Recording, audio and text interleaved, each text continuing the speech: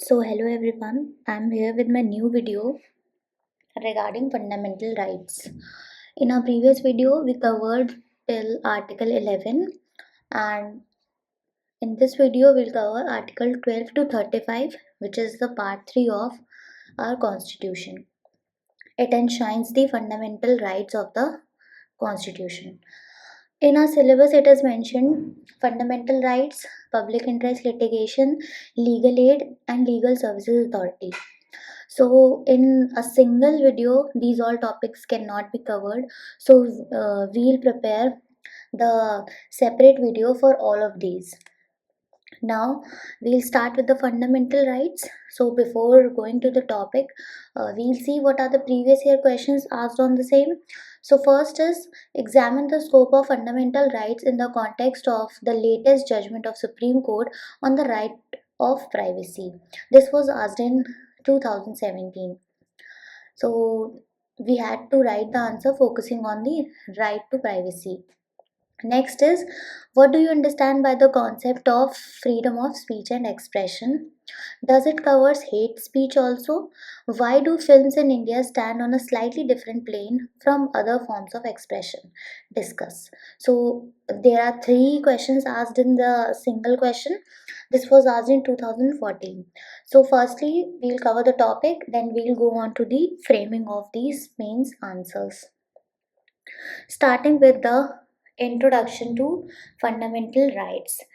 Fundamental rights क्या होते हैं, और मैंने पहले बताया that these are mentioned under the part 3 of our constitution. Part 3 क्या क्या क्या है, फ्रॉम आर्टिकल 12 to 35.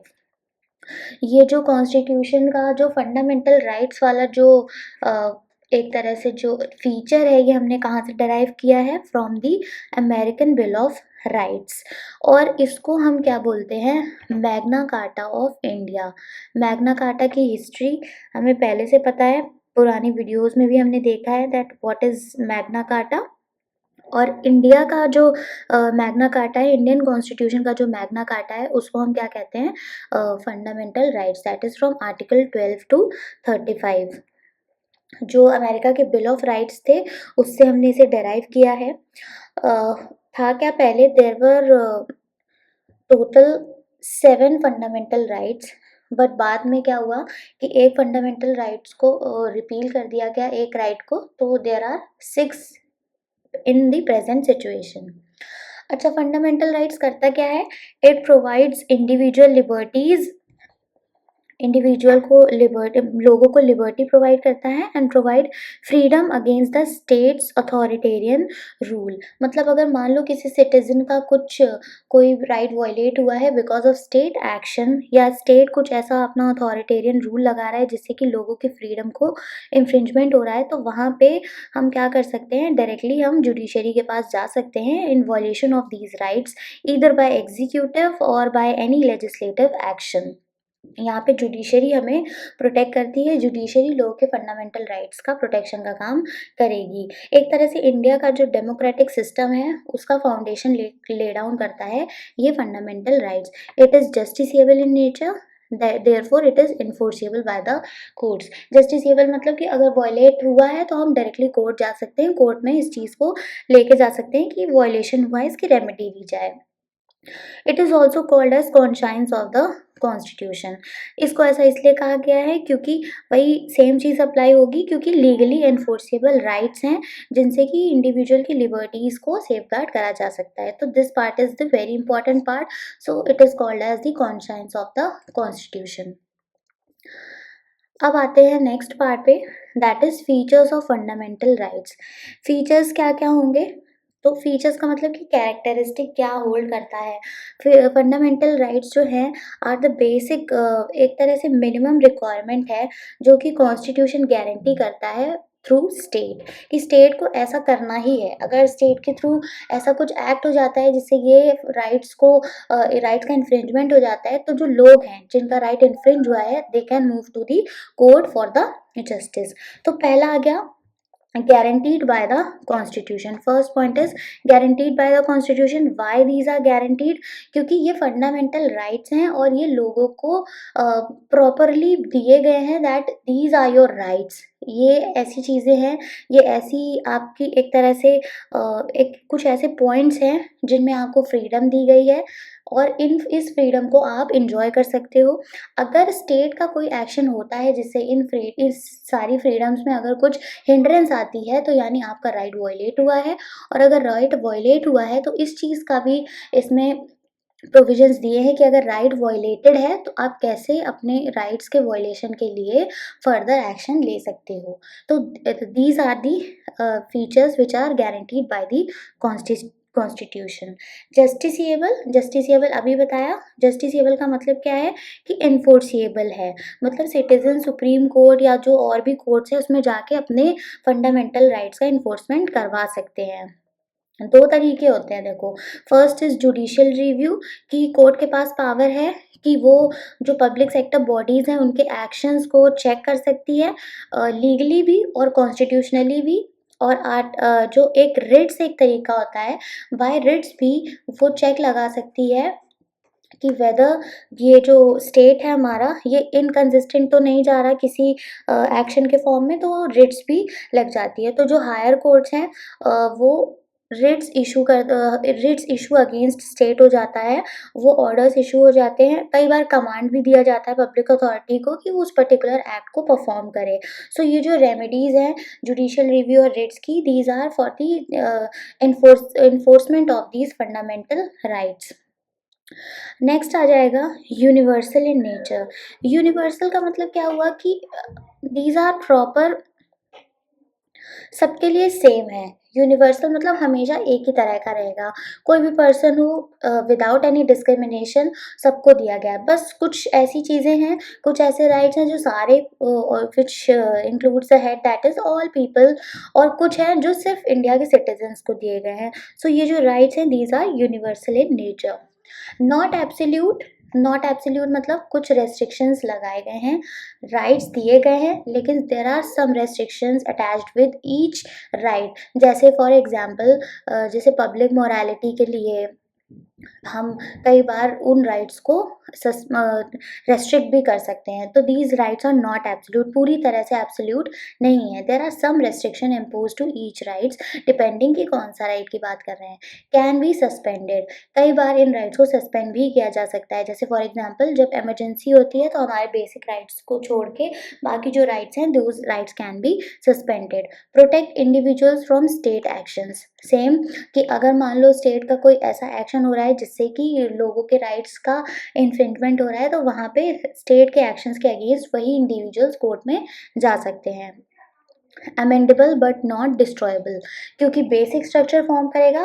अभी पहले इंट्रोडक्शन वाली जो पेज था उसमें हमने पढ़ा that it is conscience of the constitution, it is a very important part. तो इसको हम अमेंड कर सकते हैं क्योंकि चेंजेस और मॉडिफिकेशन टाइम टू टाइम आता रहेगा, बट इसको हम पूरी तरह से डिस्ट्रॉय नहीं कर सकते कि हमें फंडामेंटल राइट्स वाला जो पार्ट है उसको ही ख़त्म कर दिया, कोई ज़रूरत नहीं फंडामेंटल राइट्स की, तो ऐसा नहीं होगा। अमेंडमेंट कर सकते हैं पर बेसिक स्ट्रक्चर हम कभी भी डिस्टर्ब नहीं करेंगे। Some rights are available to the foreigners, same point कि कई सारे ऐसे राइट्स हैं जो ऑल पीपल को करे जाते हैं। अब you will comment down below कि कौन से ऐसे राइट्स हैं बाय रीडिंग द बैरक, कि कौन से राइट्स हैं जिसमें स्पेसिफिकली सिटीजन्स दिया है, वो तो इंडियन सिटीजन्स के लिए हो गए, और बचे हुए राइट्स क्या हो गए बाकी सारे लोगों के लिए यानी including the foreigners. Provides a framework for social justice, social justice achieve करने के लिए ये फंडामेंटल राइट्स एक ऐसा प्लेटफॉर्म है जिससे कि हम सोशल जस्टिस को अचीव कर सकते हैं। Contemplated bye fundamental duties and directive principles, सिर्फ फंडामेंटल राइट्स अपने आप में कंप्लीट नहीं है, फंडामेंटल राइट्स को कंप्लीट करने के लिए वी नीड डीपीएसपी जो कि गाइडलाइन बताता है स्टेट को कि कैसे लॉज होने चाहिए, कैसे आगे फर्दर एक्शन होना चाहिए इन दी गवर्नेंस। और फंडामेंटल ड्यूटीज़ क्या बताता है, सिटीजन्स की ड्यूटीज़ की अगेंस्ट द स्टेट उसकी क्या ड्यूटीज़ होंगी। जहाँ राइट होता है वहाँ ड्यूटीज़ होती है, तो डायरेक्टली प्रोपोर्शनल हो गया हमारा राइट्स और ड्यूटीज़। तो अगर राइट्स मिल रहे हैं देयरफॉर कहीं ना कहीं ड्यूटी भी कहीं ना कहीं दी जाएगी। सो फंडामेंटल ड्यूटीज़ भी इस और डीपीएसपी भी इसको एक तरह से प्रॉपर कंप्लीट करते हैं। Next is starting with the are fundamental rights. Before starting I just give you the overview कि है क्या। पहले देयर वर 7 फंडामेंटल राइट्स, ठीक है। और इन दी 44th कॉन्स्टिट्यूशनल अमेंडमेंट जो कि 1978 में आया था, उसने इन 7 में से एक था article 31, that is right to property, उसको रिपील कर दिया। रिपील करने का रीज़न ये था कि ज़मींदारी जो उस टाइम सिस्टम चल रहा था उसको अबॉलिश करना था, और अगर ये फंडामेंटल राइट बना रहता तो ये ज़मींदारी वाला सिस्टम हम अबॉलिश नहीं कर पाते, इसलिए इसको हटाने के लिए हमें ये फंडामेंटल राइट हटाना पड़ा। अच्छा, फंडामेंटल राइट तो हमने हटा दिया, मगर इसको एक कॉन्स्टिट्यूशनल राइट बना दिया, ये पूरी तरह से कॉन्स्टिट्यूशन के बाहर नहीं किया इसको। इस राइट टू प्रॉपर्टी को हमने एक कॉन्स्टिट्यूशनल राइट बना दिया अंडर द आर्टिकल 300 ए। तो अब ये फंडामेंटल राइट तो नहीं है, but it is a constitutional right. Before going to the article 14 straight, we'll discuss कि आर्टिकल 12 और 13 क्या कहता है। आर्टिकल 12 ने बताया है कि स्टेट की डेफिनेशन क्या होगी, और स्टेट की डेफिनेशन में उसने इंक्लूड किया है the government, parliament of India, state governments, local authorities and other authorities such as statutory and non statutory bodies. मतलब अगर मीनिंग ऑफ स्टेट की बात आएगी तो article 12 will be the first जो ये बताएगा कि कौन-कौन से, अगर हम स्टेट की बात करें तो ऐसा नहीं है कि सिर्फ़ एक स्टेट वर्ड में सिर्फ़ एक इंडिया आ जाएगा। स्टेट वर्ड में और क्या-क्या इंक्लूड होगा, this comes under the article 12। Article 13 बताता है कि आर्टिकल 13 बेसिकली फोकस करेगा हमारा डॉक्ट्रिन ऑफ जुडिशियल रिव्यू पे, कि मतलब अगर कोई ऐसे लॉज हैं जो in derogation with the fundamental rights हैं, या फिर वो इनकंसिस्टेंट हैं फंडामेंटल राइट्स के, यानी उन लॉज की वजह से कहीं ना कहीं फंडामेंटल राइट्स में से किसी भी राइट का इन्फ्रिंजमेंट हो रहा है, तो उन लॉज को वॉइड माना जाएगा, वो लॉज ज़ीरो है इन द सेंस, क्योंकि वो फंडामेंटल राइट्स के अगेंस्ट है। Now we come on to the right to equality, that is from Article 14 to Article 18. Article 14 वाला जो पहला राइट है, that explains equality before law. Equality before law का मतलब क्या हुआ कि स्टेट ये गारंटी कर रहा है कि कोई भी ऐसा पर्सन, जो भी लोग हैं, उनके लिए there is equality before the law and equal protection of laws within the India. मतलब इस आर्टिकल को अगर आप और डीपली अगर देखें तो इक्वालिटी बिफोर लॉ का मतलब क्या हुआ कि लॉ सबको इक्वली देखता है। मतलब एक नेगेटिव सेंस हो गया, क्योंकि ज़रूरी नहीं है कि सारे लोगों के सर्कमस्टांसेस सेम हो, बट जो लॉ है उसके आगे सब इक्वल है। अगर लॉ की नज़रों से देखा जाए, in the eyes of law all the people are equal. अब इसी का सेकंड पार्ट जो है वो ये कहता है equal protection of laws within the India, within India. तो equal protection of laws within India का मतलब क्या हुआ कि जहाँ पे अनइक्वल सर्कमस्टांसेस है, वहाँ पे हम अपने लॉज को इस तरह से अप्लाई करेंगे कि हम सबको इक्वल प्रोटेक्शन दे सके। So this is the positive sense.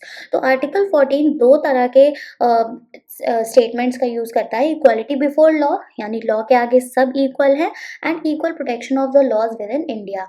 अगर ऐसी चीज़ें हैं कि अगर मान लो कि लोगों में इक्वालिटी नहीं है, इक्वालिटी इन द सेंस कि उनके जो सर्कमस्टांसेस है, उनका जो बैकग्राउंड है, दैट इज़ नॉट सेम, तो हम सेम लॉ अप्लाई तो कर सकते हैं, बट वो सबके लिए हो सकता है बेनिफिशियल ना हो, किसी को कुछ स्पेशल प्रिविलेज की ज़रूरत हो, तो वहाँ पे लॉज को ऐसे प्रोवाइड किया जाएगा कि सभी को उसका बेनिफिट मिल पाए। तो हम इक्वली ऐसे लॉज को उनके ऊपर अप्लाई करेंगे कि सबको ही प्रोटेक्शन दी जाए। अगर ये जो आर्टिकल हमारा 14 है, अगर हम इसको अ, और अच्छे से देखें तो it includes both positive and negative rights. कैसे? इस आर्टिकल से अगर देखें तो ये इम्प्लाई करता है supremacy of the rule of law, क्योंकि पहला पॉइंट क्या कह रहा है, equality before the law. Principle of natural justice भी आ जाएगा, क्योंकि इक्वल प्रोटेक्शन ऑफ लॉज दे रहा है। नेचुरल जस्टिस क्या कहता है? नेचुरल जस्टिस का मतलब यही है ना कि जिस इंसान को जिस तरह के जस्टिस की ज़रूरत है उसको वैसे ही दे दिया जाए। ज़रूरी नहीं है कि ए पर्सन के जो सर्कमस्टांसेस है और जो भी उसका राइट इन्फ्रिंज हुआ, उसको उसको जो रेमेडी मिली है वही बी पर्सन को मिले, क्योंकि बी पर्सन का बैकग्राउंड कुछ और हो सकता है, उसकी स्टोरी कुछ और हो सकती है, और उसको जो रेमेडी दी गई है वो भी डिफरेंट हो सकती है। पर नेचुरल जस्टिस का मतलब क्या हुआ कि जहाँ जैसा लॉ की हमें ज़रूरत है, जहाँ जैसी भी जस्टिस की ज़रूरत है, वैसा जस्टिस सर्व कर दिया जाए। डॉक्ट्रिन ऑफ एंटी आर्बिट्रेरीनेस मतलब स्टेट कभी भी ऐसा ना करे कि कभी भी उसकी जो एक्शंस है वो आर्बिट्रेरी हो जाए। तो अगर देखें तो ये सारे के सारे जो प्रिंसिपल्स हैं ये सब अप्लाई करेंगे in this basic principle which is right to equality and under this article 14। Coming on to the next, that is prohibition of discrimination. Prohibition of discrimination का मतलब क्या हुआ? स्टेट कभी भी अपने सिटीजन्स के साथ कोई भी डिस्क्रिमिनेशन नहीं करेगा। डिस्क्रिमिनेशन किन किन ग्राउंड्स पे हो सकता है? रिलीजन, रेस, कास्ट, सेक्स और place of birth.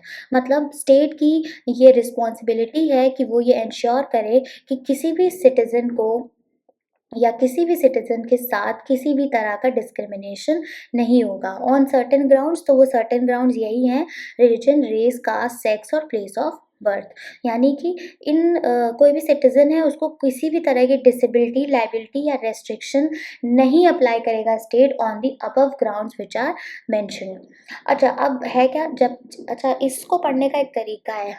I'll take a break from this and I'll tell you कि presentation में I cannot include all the articles, all the case laws and all the text mentioned in the constitution. What you have to do is take your bare acts, and while I'm explaining the article you have to see ki I'll obviously mention the keywords.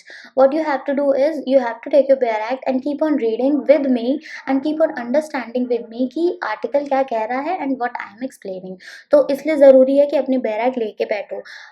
Video पे सब कुछ mention करना is not possible. मैं explain कर सकती हूँ। what you have to do कि अपनी bare act को साथ में रखो। नाउ कम्स आर्टिकल 15 पे ही थे हम, वी वर डिस्कसिंग अबाउट 15।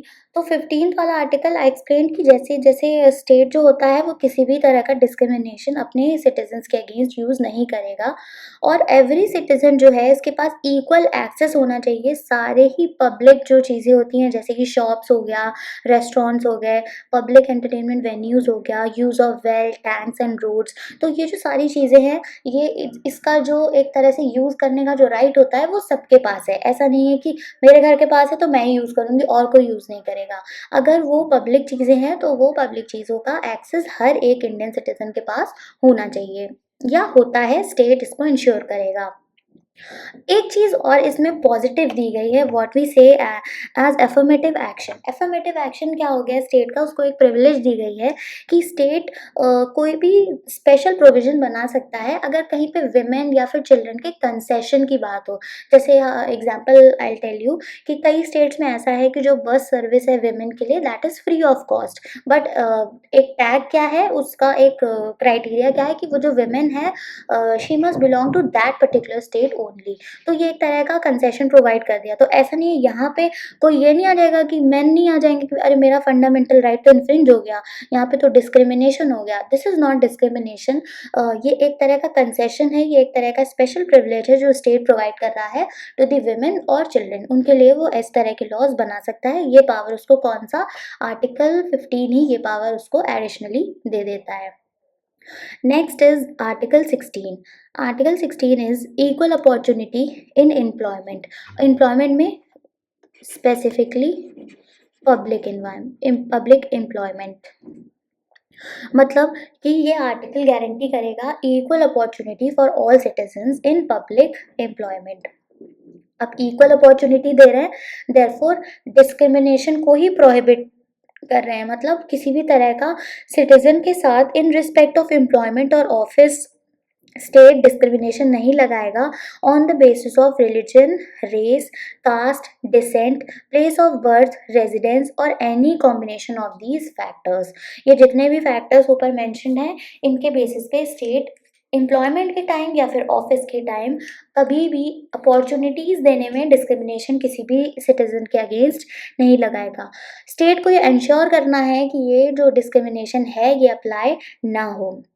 इसके लिए स्टेट को पावर दी गई है, स्टेट प्रोविजंस बना सकता है। और जब स्टेट, कई बार ऐसा होता है कुछ ऐसे प्रोविजंस बनते हैं, अब पॉइंट आएगा कि रिजर्वेशन के लिए, रिजर्वेशन वाला जो पॉइंट है वो यहाँ आर्टिकल 16 में आएगा कि रिजर्वेशन तो होता है अगर पब्लिक एम्प्लॉयमेंट हो या एडमिशन हो, किसी कोई भी ऐसी चीज़ हो जहाँ पे गवर्नमेंट के इंस्टीट्यूशन हो वहाँ पे पहले से ही रिजर्वेशन है। तो यहाँ आर्टिकल 16 एडिशनली प्रोवाइडेड करके क्या बताता है कि स्टेट ऐसे रूल्स या ऐसे प्रोविजंस बना सकता है जहाँ पे अपॉइंटमेंट या फिर पोस्ट में रिजर्वेशन अप्लाई कर दिया जाए। इसका रीज़न क्या होता है? For the favour of vulnerable sections of society. जो ऐसे सेक्शंस हैं जो कि बैकवर्ड हैं, उनको अपलिफ्ट करने के लिए ये एक छोटा सा तरीका है कि आप रिजर्वेशन लगा के स्टेट जो है वो रिजर्वेशन लगा के उन बैकवर्ड क्लासेस को थोड़ा अपलिफ्ट कर दे, जिससे कि वो भी थोड़ा सा अपग्रेडेड हो जाए और उनको भी अपॉर्चुनिटी मिल सके इस पब्लिक एम्प्लॉयमेंट में। तो वो रिजर्वेशन लगा सकता है। आर्टिकल 16 ही इस रिजर्वेशन की बात करता है in terms of public employment. Next आ जाएगा abolition of untouchability. This article abolishes untouchability in any form। पहले क्या था? पुराने टाइम पे हम ये सुनते थे कि there was untouchability practised by the upper class people. तो ये जो अनटचेबिलिटी थी ये एक तरह का सोशल ईवल था, और इस सोशल ईवल को रिकग्नाइज करके उसको ख़त्म करने का काम जो किया है दैट इज़ हमारा कॉन्स्टिट्यूशन ही इसको एक तरह से एक प्रोविज़न बना दिया है कि ये अनटचेबिलिटी नहीं होनी चाहिए। और ये अनटचेबिलिटी पूरी तरह से, क्योंकि ये एक तरह की डिस्क्रिमिनेटरी प्रैक्टिस है, और इस डिस्क्रिमिनेटरी प्रैक्टिस को अगर हमें इंडियन सोसाइटी से हटाना है तो स्टेट को ये इंश्योर करना पड़ेगा कि ये अनटचेबिलिटी जो है ये बिल्कुल ही तरह से साफ हो जाए और ये फर्दर देखने को हमें ना मिले। तो आर्टिकल 17 बताएगा अबोलिशन ऑफ अनटचेबिलिटी। अगर कोई भी अनटचेबिलिटी परफॉर्म करता है या फिर स्टेट ही ऐसा कुछ काम करता है तो डायरेक्टली वो पर्सन जा सकता है कोर्ट के पास for the infringement of article 17। अब इसी राइट टू इक्वालिटी में लास्ट राइट है that is abolition of titles.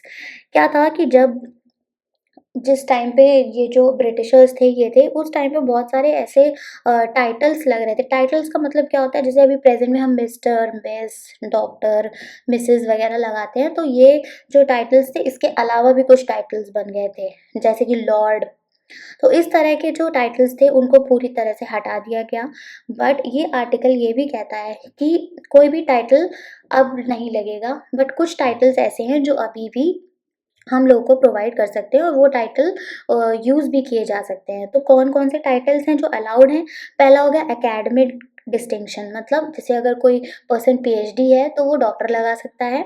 और साथ के साथ जो मिलिट्री में जो लोग हैं, मिलिट्री की जो रैंक्स हैं, जैसे कर्नल हो गया, ब्रिगेडियर हो गया, तो ये वाली रैंक्स भी वो पर्सन यूज़ कर सकता है। जैसे कई बार लोग अपने आप को इंट्रोड्यूस करते हैं तो लेफ्टिनेंट कर्नल XYZ ऐसे करके बोलते हैं, तो ऐसा नहीं है कि उन्होंने अपना जो टाइटल है वो आर्टिकल 18 उन्होंने इन्फ्रिंज कर दिया।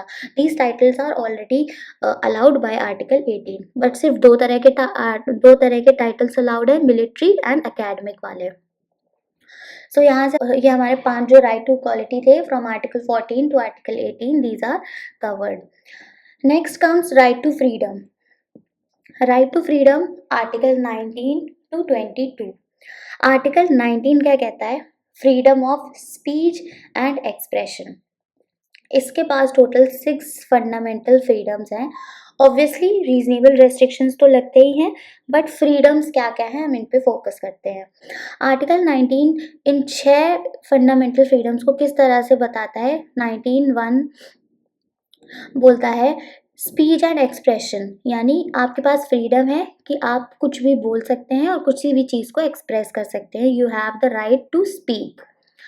राइट टू पीसफुल असेंबली, मतलब अगर आपका ऐसा ग्रुप है जो किसी एक तरह की असेंबली है जो किसी तरह के पीसफुल, जिसका एक मोटो है, कोई भी किसी भी वजह से आप उस असेंबली को बना के फर्दर डिस्कस कर रहे हो तो उस तरह की असेंबली फॉर्म करने का आपको राइट है।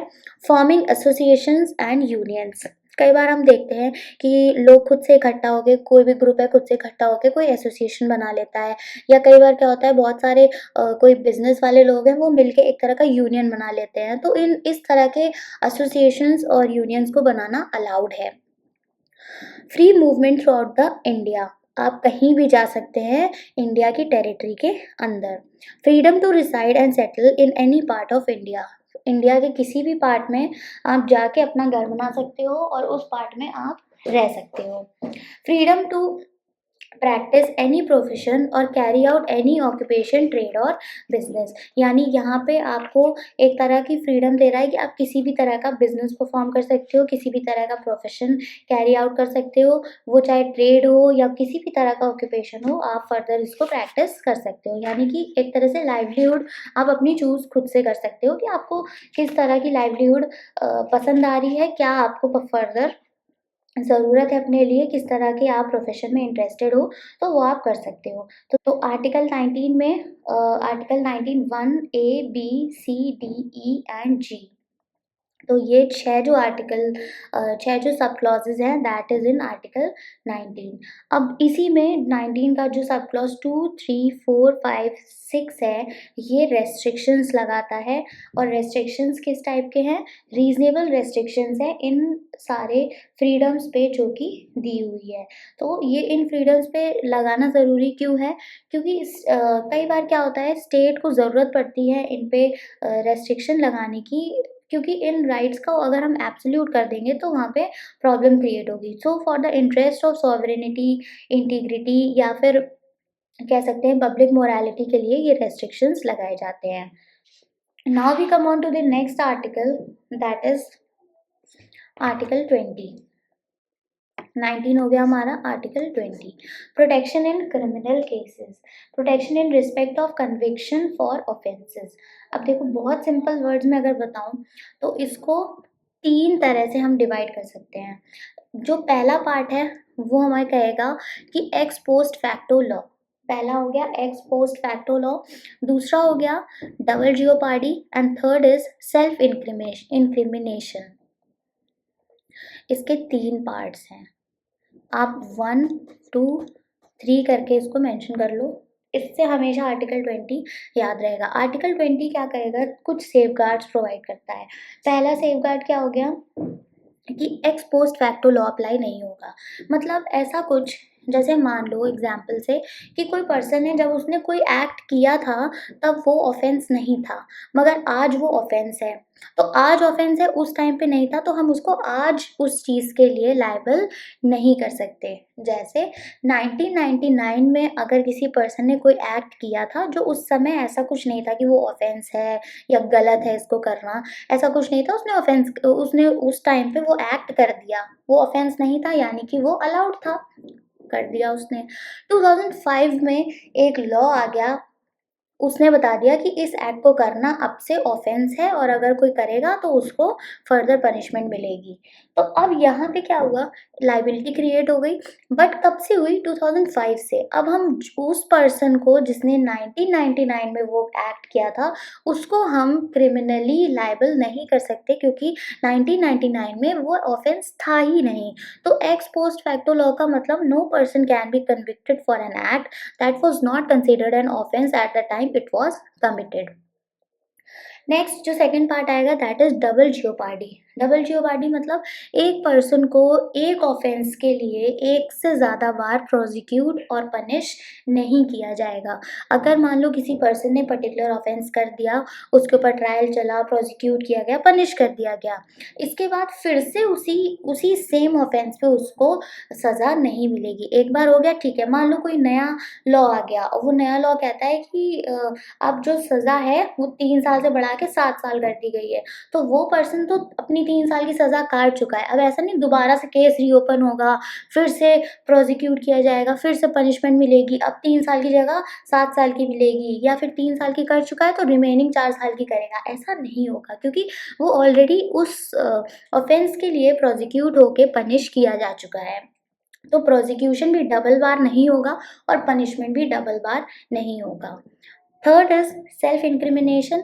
मतलब कोई भी पर्सन को हम कंपेल नहीं कर सकते कि वो अपने अगेंस्ट में विटनेस बन जाए, मतलब कि वो अपने अगेंस्ट ही कुछ बोल दे, इसके लिए हम उसको कंपेल नहीं करेंगे। ये प्रोटेक्शन, इस प्रोटेक्शन में देखो एक और चीज़ आती है जिसको हम बोलते हैं राइट टू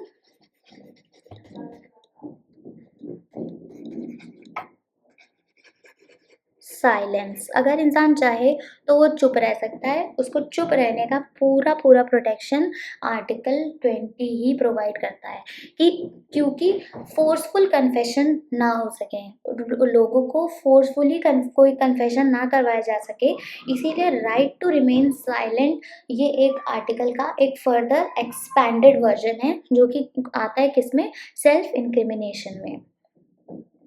नेक्स्ट आ जाएगा protection of life and personal liberty, जो कि है right to life and liberty under article 21। Most important article, article 21 क्या कहता है, no person shall be deprived of his life और personal liberty except according to the procedure established by law. देखो, किसी भी पर्सन को हम रोक नहीं सकते कि उसको अपनी जो उसकी जो पर्सनल लिबर्टी, उसकी जो लाइफ है उससे हम उसको रोक नहीं सकते, जैसे मर्जी चाहे वो रह सकता है। बट इसमें एक और प्रोविजन, एक और फर्दर इसको इवॉल्व कर दिया गया, that is according to the procedure established by law. Procedure established by law का क्या मतलब होता है, एक होता है ड्यू प्रोसेस ऑफ लॉ, यानी कि हम जो प्रिंसिपल्स ऑफ नेचुरल जस्टिस है उसको फॉलो कर रहे हैं। प्रोसीजर स्टैब्लिश्ड बाय लॉ का क्या मतलब होता है, वो लॉ तभी प्रॉपर हम उसको वैलिड बोलेंगे या उसको तभी प्रॉपर लॉ बोलेंगे जब लेजिस्लेचर उसको फॉलो करने का प्रॉपर एंड करेक्ट प्रोसीजर बता देता है। यानी कि जब तक उसको लेजिस्लेचर उसका प्रॉपर प्रिस्क्राइब्ड प्रोसीजर नहीं बताएगा कि उसको कैसे इनैक्ट करना है, कैसे अप्लाई करना है, तब तक वो जो लॉ है उसको हम ये नहीं कहेंगे कि that it is properly established bye law. Procedure establish का मतलब ही यही हुआ कि जो भी लॉ है जो पास किया गया है लेजिस्लेचर के थ्रू वो वैलिड है if it follows the correct legislative procedure. इससे ये मतलब नहीं लॉ कैसा है, इससे रिलेशन नहीं है इस स्टेटमेंट का, that whether it is fair just reasonable, इससे मतलब नहीं है। मतलब किससे है कि यहाँ पे सिर्फ लेजिस्लेटिव अथॉरिटी एक तरह से आ रही है कि अगर लॉ को प्रॉपर वैलिड अगर बताना है तो that means it follows the correct legislative procedure. अगर लेजिस्लेटिव प्रोसीजर करेक्ट है तो फिर उसको हम कह देंगे that this law is the correct one. Due process of law क्या हो जाता है, जहाँ पे फेयरनेस की बात होती है, जहाँ पे प्रिंसिपल्स ऑफ नेचुरल जस्टिस आ जाएगा। तो इसमें ये इसका एक थोड़ा सा एक्सटेंशन है।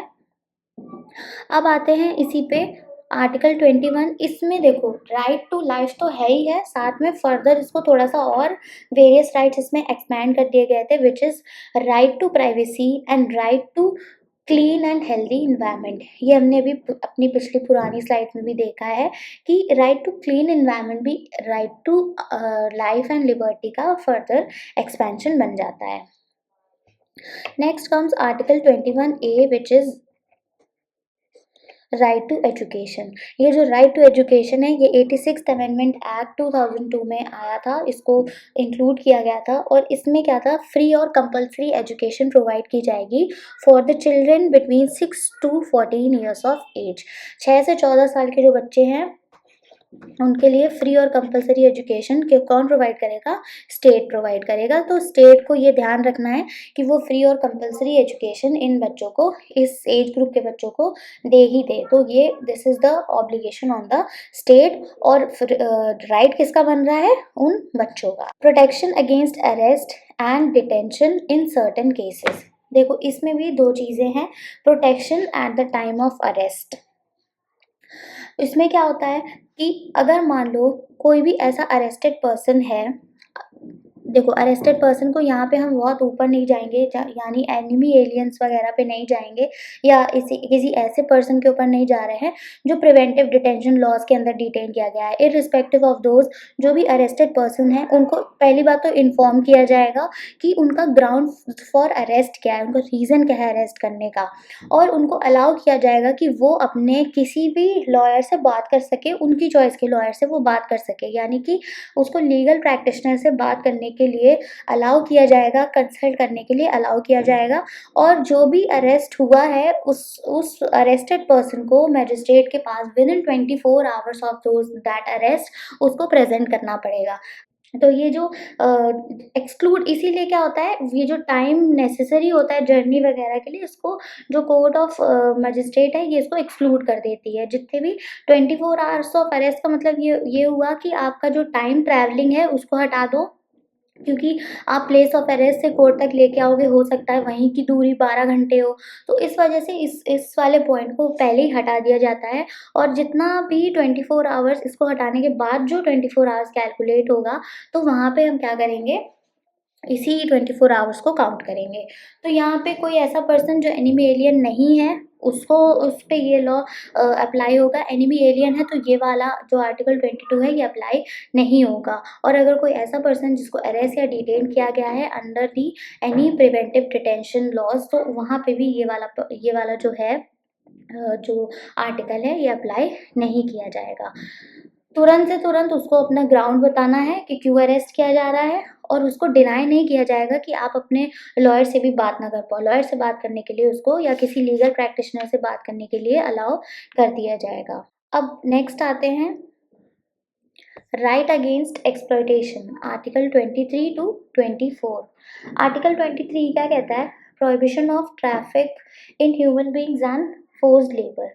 मतलब कि जितनी भी ये जिसको हम कहते हैं मानव तस्करी, ये जो मानव तस्करी है इसको आर्टिकल 23 में सबसे पहले तो प्रोहिबिट किया जाता है।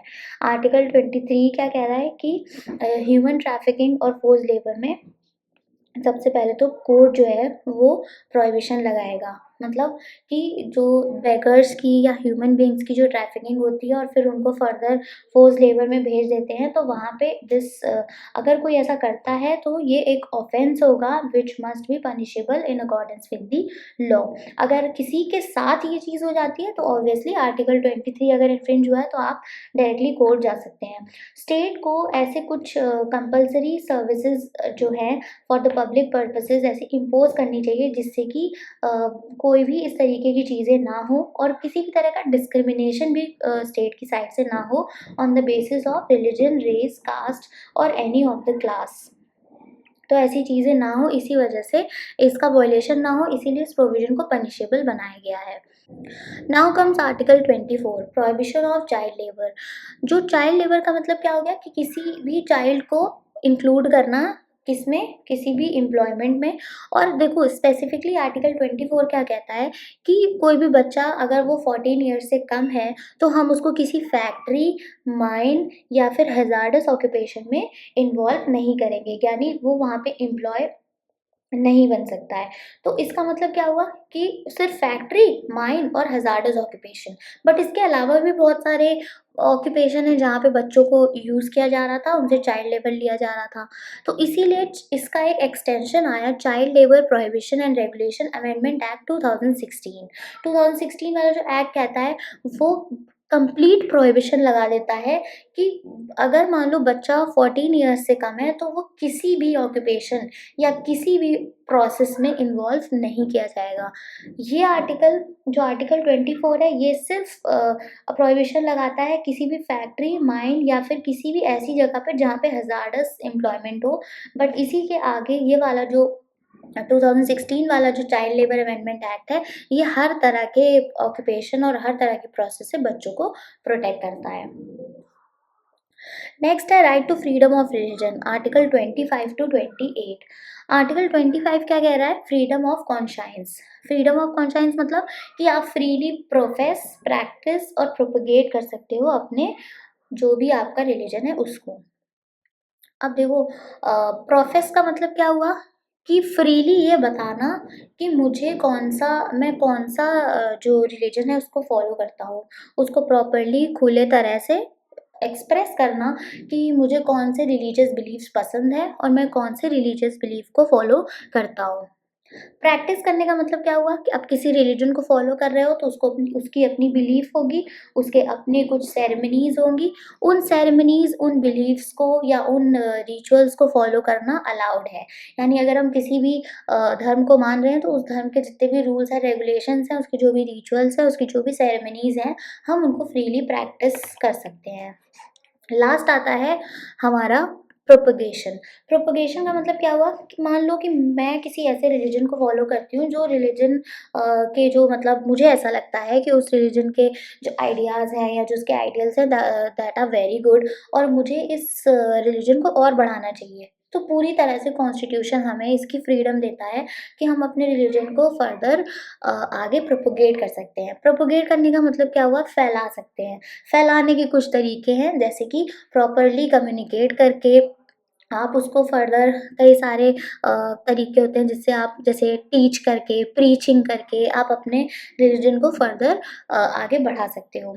आर्टिकल 25 कहीं भी ये नहीं कहता है कि आपको फोर्सफुल कन्वर्जन का राइट भी दिया हुआ है। स्टेट जो है इस चीज़ पे रेस्ट्रिक्शन लगाता है on the grounds of public order, morality and health too, कि प्रोपोगेशन हमेशा ऐसा होना चाहिए, कम्युनिकेट करके आप टीचिंग कर लो, प्रीचिंग कर लो, but not in terms of forceful conversion. Convert कराने का जो राइट है वो कहीं भी मेंशन नहीं है, और ये राइट देता ही नहीं है। अगर ऐसा होगा तो that would be under the question mark, और वो फिर कोर्ट ऑफ लॉ में ऐसा, मतलब एक गलत चीज़ हो जाएगी, that this is not allowed. Next है article 26, freedom to manage religious affairs. Freedom to manage religious affairs का मतलब कि कोई भी रिलीजियस ग्रुप है या कोई सेक्शन है, उसके पास कुछ सर्टेन राइट्स होते हैं। अब वो राइट्स कौन कौन से हैं? पहला राइट है to establish and maintain institutions for religious and charitable purposes. जैसे कि मान लो हम एक सर्टेन रिलीजन को फॉलो करते हैं, रिलीजन ए। तो अब अगर ए रिलीजन है तो हमारे पास ये राइट है कि हम कुछ ऐसे इंस्टीट्यूशन बना सकते हैं जिसको हम रिलीजियस इंस्टीट्यूशन कहें या चैरिटेबल इंस्टीट्यूशन कहें। किसके लिए? For our people only. मतलब ऐसे लोग जो मान लो कि हमारे ही रिलीजन को फॉलो करते हैं, और हमने उन्हीं के लिए कुछ ऐसे इंस्टीट्यूशंस बना दिए जो कि प्योरली, जिनका काम रिलीजियस या फिर चैरिटेबल पर्पस के लिए होगा। दूसरा, to manage its own religious affairs. हमारे पास ये प्रॉपर राइट होगा, क्योंकि ये एक रिलीजियस इंस्टीट्यूशन है, तो हमारे पास ये भी राइट होगा कि हम उसके जो भी इंटरनल एक्सटर्नल जो भी काम है उनको हम खुद से ही मैनेज कर लें। तो हम सेकेंड पार्ट भी ये कहता है कि उसको मैनेज करने का भी जो काम है वो हमारे ही पास है, क्योंकि सारा जितना भी सब्जेक्ट मैटर है that is religion. To own and acquire movable and immovable property. अब मान लो कि हमने कोई एक इंस्टीट्यूशन बनाया। अब इंस्टीट्यूशन के लिए मान लो हमें ज़मीन चाहिए, कोई जगह चाहिए, या फिर हमको उसके लिए कुछ ऐसी मूवेबल प्रॉपर्टी चाहिए, तो वो हम ओन कर सकते हैं, उसको एक्वायर कर सकते हैं। ऐसा कुछ रोक नहीं है रिलीजन के नाम पे कि आप ऐसा उसके नाम पे आप कोई प्रॉपर्टी नहीं ले सकते। आप both movable and immovable property को एक्वायर कर सकते हो। लास्ट है to administer such property in accordance with the law. अब देखो, आपने अक्वायर कर ली, ओन कर ली, अब उस प्रॉपर्टी का फर्दर कैसे आपको उसको रखना है, कैसे एडमिनिस्टर करना है, ये सब भी उसी जो रिलीजियस अफेयर्स के लिए जो ग्रुप है, जिस या कोई सेक्शन है जिसने जो इंस्टीट्यूशन बनाया है, ये प्योरली उसी के ऊपर है कि उसको फर्दर उस प्रॉपर्टी को कैसे मेंटेन करता है। बस that maintenance should be in accordance with the law. Law के एक तरह से उसकी बाउंड्री में ही होना चाहिए, उससे इनकंसिस्टेंट नहीं होना चाहिए। तो अगर आप इन अकॉर्डेंस विद द लॉ कोई काम कर रहे हो तो उसका एडमिनिस्ट्रेशन अलाउड है। आर्टिकल 27 क्या कहता है? No tax for religious purposes, यानी freedom as to payment of taxes for promotion of any particular religion. मतलब किसी भी पर्सन को आप कंपेल नहीं कर सकते टैक्स पे करने के लिए, अगर वो जो प्रॉपर प्रोसीड्स हैं वो स्पेसिफिकली यूज़ किए गए हैं for the payment of expenses for the promotion और maintenance of any particular religion और रिलीजियस डिनोमिनेशन। मतलब कि अगर उस पैसे को यूज़ किया गया है अपने रिलीजन को प्रॉपर उसको प्रमोट करने के लिए या मेंटेन करने के लिए, या किसी रिलीजियस सेक्ट को मेंटेन करने के लिए या उसको प्रमोट करने के लिए, तो उस पैसे पे टैक्स को पे करने का जो कंपल्सरी एक प्रॉपर फॉर्म होता है, उस पर्टिकुलर टैक्स को पे करने के लिए हम उस पर्सन को कंपेल नहीं कर सकते। तो यहाँ पे टैक्स पे करने के लिए एक तरह की फ्रीडम मिल जाती है, अगर वो जो प्रोसीड्स हैं those proceeds are purely used in the religious purposes. तो यहाँ पे फ्रीडम जो रिलीजन को लेके है उसमें ये एक एडिशनल फ्रीडम मिल गई है कि अगर वो पैसा अगर किसी भी फॉर्म में रिलीजियसली यूज़ कर रहे हैं तो उसके ऊपर टैक्स नहीं लगेगा। Now article 28, that is freedom in religious education. Freedom as to attendance at religious instruction or religious worship in certain educational institutions. मतलब कि अगर मान लो किसी भी एजुकेशनल इंस्टीट्यूशन में जो कि प्योरली स्टेट फंड के थ्रू सपोर्ट किया जाता है, तो वहाँ पे तो हमें पता है कि रिलीजियस इंस्ट्रक्शंस देना किसी भी एजुकेशनल इंस्टीट्यूशन में अलाउड नहीं है। पर अगर मान लो वही इंस्टीट्यूशन अगर किसी ट्रस्ट के अंडर चलता है, या वही जो इंस्टीट्यूशन है अगर उसको वो जो ट्रस्ट के अंडर चल रहा है वो किसी रिलीजन के रिस्पेक्ट में चल रहा है, तो वहाँ पे क्या है, रिलीजियस इंस्ट्रक्शंस को देना अलाउड होता है। मतलब वहाँ पे जो रिलीजियस इंस्ट्रक्शंस हैं वो किसी भी एजुकेशनल इंस्टीट्यूशन में दे सकते हैं, इफ़ इन केस वो जो इंस्टीट्यूशन है वो रिलीजियस हो, और वहाँ पे जो ट्रस्ट जो उसको मैनेज कर रहा है वो that requires any kind of religious instruction. और साथ के साथ अगर मान लो कोई ऐसा पर्सन है, उसको हम रोक नहीं सकते, अगर वो किसी भी स्टेट रिकॉग्नाइज्ड या फिर स्टेट फंड से अगर कोई एड आता है तो हम उस पर्सन को रोक नहीं सकते हैं कि वो उस एजुकेशनल इंस्टीट्यूशन का पार्ट ना बने, और वो इन सभी रिलीजियस इंस्ट्रक्शंस में पार्ट भी ले सकता है। मतलब अगर मान लो कोई ऐसी चीज़ है जहाँ पे हम उस पर्सन को अलाउ कर रहे हैं कि हाँ चलो you can take admission in this educational institution which is recognised by the state और receiving aid out of state funds, तो वहाँ पे वो इन जो रिलीजियस इंस्ट्रक्शंस में जो पार्ट लेने का भी जो एक पॉइंट ऐड होता है वो भी कर सकता है। वी कैन नॉट, या state can not stop that person from attending any educational institution. अगर मान लो कि वो इंस्टीट्यूशन जो है मान लो वो जो पर्सन है उस इंस्टीट्यूशन में वो अगर माइनर है, तो उसका गार्जियन जो है उसकी तरफ से कंसेंट दे सकता है, तो वो किसी भी तरह के रिलीजियस वर्शिप में भी इन्वॉल्व हो सकता है, या इसी किसी ऐसे इंस्टीट्यूशन या किसी ऐसे प्रमाइसेस में जो कि उससे अटैच्ड है वहाँ पे भी जा सकता है। तो article 28 gives the freedom in kinds of religious education. Now comes cultural and educational rights, that is Article 29, protection of interests of minorities.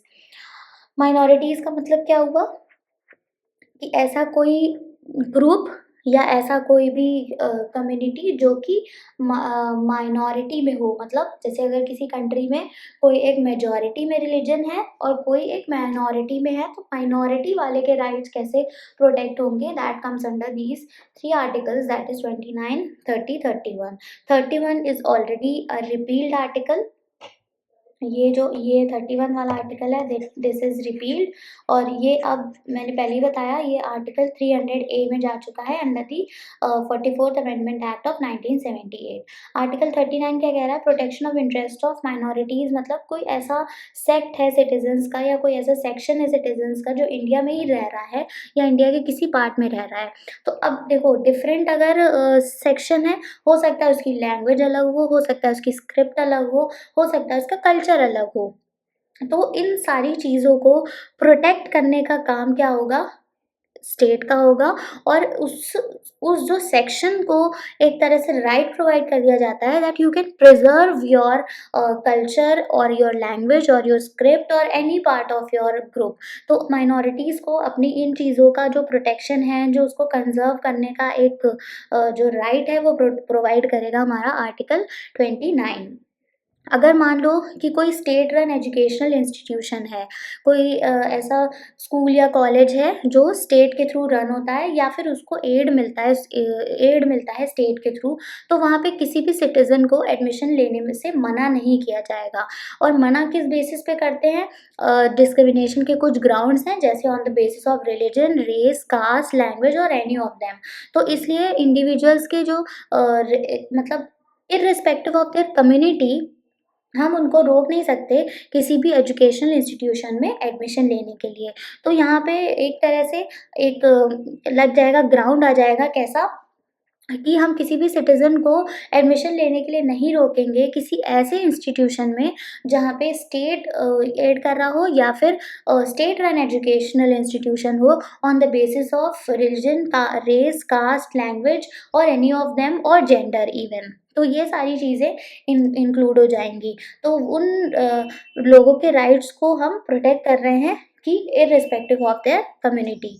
तो 29 में ही ये इसका फर्दर क्लॉज है। नेक्स्ट आएगा article 30। Article 30 says right of minorities to establish institutions. सारे जितने भी, चाहे वो रिलीजियस माइनॉरिटी हो, चाहे वो लिंग्विस्टिक माइनॉरिटीज हो, they have right to establish and administer their educational institution. वो अपनी चॉइस के एजुकेशनल या फिर किसी अपनी चॉइस का कोई भी education institution in terms of, अब वो कैसी भी माइनॉरिटी हो, रिलीजियस हो या लिंग्विस्टिक हो, वो फर्दर उसको स्टैब्लिश कर सकते हैं। अब मान इसको स्टैब्लिश करने का पर्पस क्या होता है कि उनको एक तरह से अपनी जो ये रिलीजन है या ये जो लैंग्वेज है या अपनी जो माइनॉरिटीज़ के जो कुछ अपलिफ्टमेंट है वो अपनी माइनॉरिटीज़ के लिए कर सकते हैं। तो इस तरह का एजुकेशनल इंस्टीट्यूशन फॉर्म करने के लिए पूरी तरह से उनको फ्री किया जाता है। तो they have the right to create these kinds of institution. अच्छा, प्रोटेक्शन देखो, माइनॉरिटीज़ कई तरह की हो सकती है, पर सिर्फ प्रोटेक्शन दो तरह की माइनॉरिटीज़ को दिया है, religious minorities and linguistic minorities. तो सिर्फ दो ही को ये प्रोटेक्शन प्रोवाइड है, ऐसा नहीं है किसी भी सेक्शन ऑफ द सिटीजन को या किसी भी माइनॉरिटी की जो सेक्शन है, किसी भी कम्युनिटी को हम ये प्रोवाइड कर दें। इट इज़ इम्पॉर्टेंट कि या तो वो रिलीजियस माइनॉरिटी हो या फिर वो लिंग्विस्टिक माइनॉरिटी हो। Now next comes exceptions to the fundamental rights, that is from article 31A, 31B to article 31C। ये तीन आर्टिकल हैं जो कि फंडामेंटल राइट्स के ही एक्सेप्शंस बन जाते हैं। अब एक्सेप्शंस कैसे हैं, क्योंकि कई बार क्या होता है कि आर्टिकल 31 को लेके जो राइट टू प्रॉपर्टी था उसमें कॉन्फ्लिक्ट था in between judiciary and legislature. तो लैंड रिफॉर्म्स जो थे और जो पार्लियामेंट की पावर थी फंडामेंटल राइट्स को एक तरह से अमेंड करने का, तो these all factors led to the several constitutional amendments. और इन कॉन्स्टिट्यूशनल अमेंडमेंट्स की वजह से तीन आर्टिकल्स का इंसर्शन हुआ, which is 31A, 31B and 31C। One by one we'll see. 31 हम ऑलरेडी डिस्कस कर चुके हैं कि ओरिजिनल कॉन्स्टिट्यूशन में वो एक फंडामेंटल राइट था, right to property, but 44th amendment के बाद उसको रिपील कर दिया और एक कॉन्स्टिट्यूशनल राइट बना दिया, which is article 300A। Now comes article 31A। Article 31A is saving of laws provided for acquisition of estates etcetera. पहला अमेंडमेंट एक्ट आया था 1951 में। फर्स्ट अमेंडमेंट एक्ट 1951 में इसको इंट्रोड्यूस किया गया और टोटल 5 कैटेगरीज ऑफ लॉज बनाई गई specifically related to the land reforms. 5 तरह के जो लॉज थे उनको बनाया गया जो कि पर्टिकुलरली लैंड रिफॉर्म्स के लिए थे। और किया क्या गया कि इसको चैलेंज नहीं कर सकते थे on the basis of article 14 and 19। अब ये 5 कैटेगरीज क्या थी? पहली कैटेगरी थी, first category was states power to acquire estates, manage properties, amalgamate corporations, modify the right of directors, shareholders and mining leases।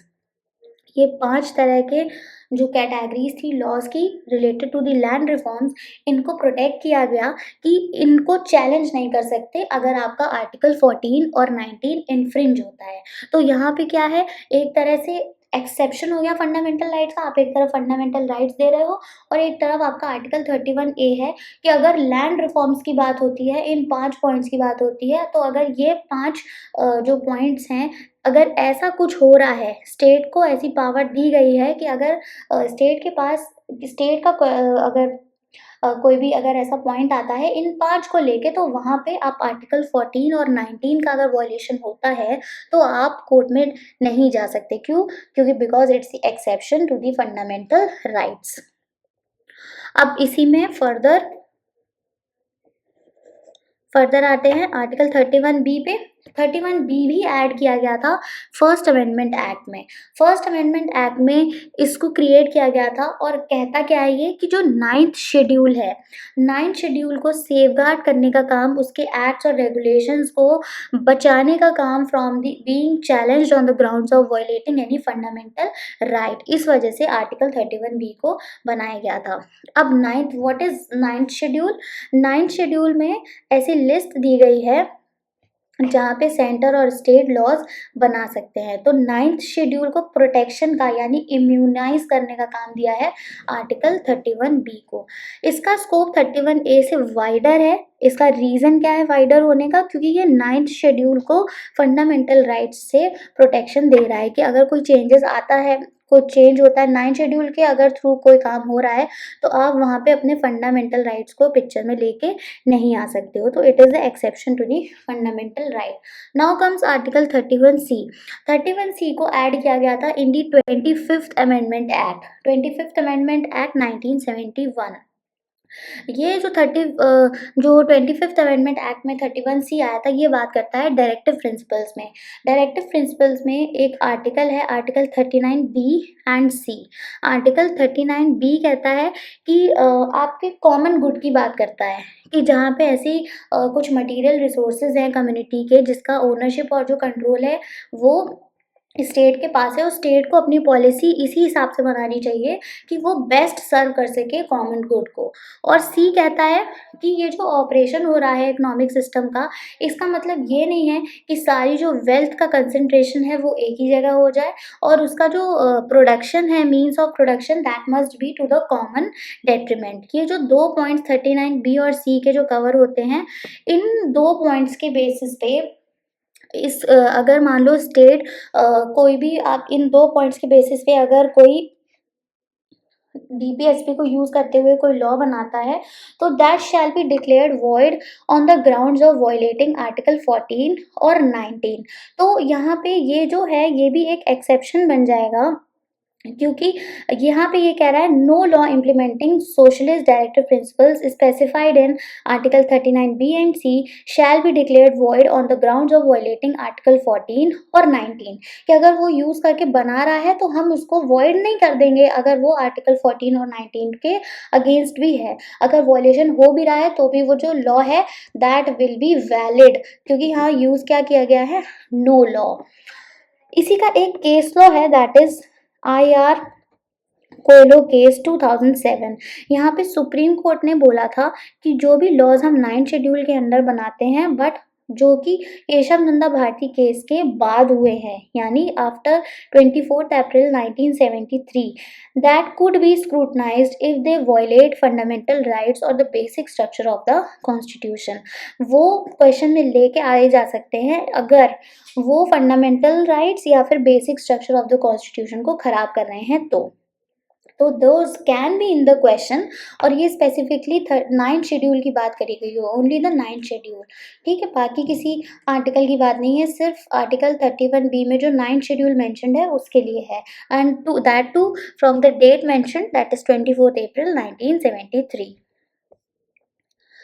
Now comes article 32, very important article, that is right to constitutional remedies. देखो, fundamental rights provide कर दिए गए आपको through the constitution. अब where there is a right there is a remedy.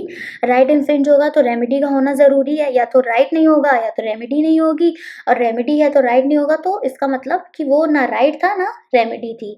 अगर right है तो remedy होगी ही होगी। तो आपको अगर फंडामेंटल राइट्स दिए गए हैं तो उसके लिए रेमेडी भी प्रोवाइड की गई है। अब रेमेडी क्या है, यही article 32, it this itself is a fundamental right. ये क्या कहता है कि अगर मान लो आपके फंडामेंटल राइट्स तो आपको दे दिए, मगर उसकी प्रोटेक्शन के लिए भी तो कोई राइट चाहिए, तो वो प्रोटेक्शन वाला जो राइट है दैट इज आर्टिकल 32। कि अगर मान लो आपका कोई भी फंडामेंटल राइट अगर इन्फ्रिंज होता है तो आप कोर्ट जा सकते हो। और कौन से कोर्ट जा सकते हो, डायरेक्टली आप सुप्रीम कोर्ट अप्रोच कर सकते हो regarding the violation of your fundamental right. तो अगर डायरेक्ट अगर किसी भी कोर्ट में जब केस जाता है तो that is the original jurisdiction of the court, उसका ओरिजिनल ज्यूरिसडिक्शन बन जाता है। तो सुप्रीम कोर्ट का ओरिजिनल ज्यूरिसडिक्शन उसको डेराइव होता है फ्रॉम दी आर्टिकल 32, क्योंकि डायरेक्टली केस जो है वो वहीं जा रहा है तो उसका ज्यूरिसडिक्शन बनता है। देयर आर 5 रिट्स, 5 तरह की रिट्स हैं जो अप्लाई होती है। रिट्स का नाम habeas corpus, you may have the body, mandamus, we command, prohibition, जिसमें जो ऊपर वाला जो अपर कोर्ट है वो लोअर कोर्ट के जो प्रोसेस हो रहा होगा उस पर रोक लगा सकता है। सर्टियोररी मतलब जो अपर कोर्ट है वो छोटे वाले कोर्ट के जो ऑर्डर है उसको क्वैश कर सकता है। एंड क्यों वारंटो बाय व्हाट अथॉरिटी, ये 5 तरह की जो रिट्स है ये अप्लाई करी जा सकती हैं।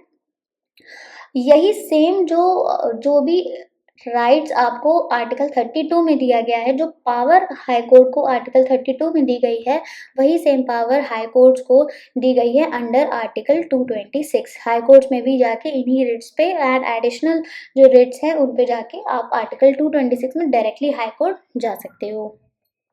जो ये आपका आर्टिकल 32 है, ये किस लिए यूज होता है कि अगर मान लो फंडामेंटल राइट्स वायलेट है तो आप जाके सुप्रीम कोर्ट में अपना जस्टिस ले सकते हो।